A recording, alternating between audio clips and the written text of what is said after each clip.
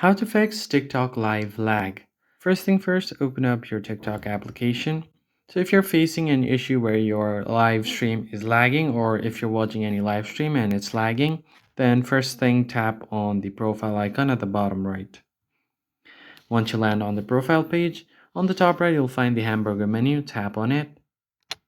And from here you're just going to head over to settings and privacy. Once you land on settings and privacy, what you need to do is scroll down a bit until you find cache and mobile, and right under that you'll find data saver. Tap on it. You just have to make sure that your data saver is turned off.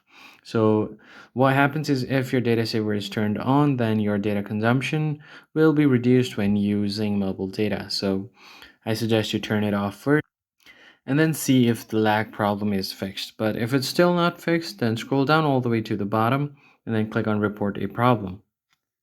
Then from here, you are going to have to submit a ticket or a report.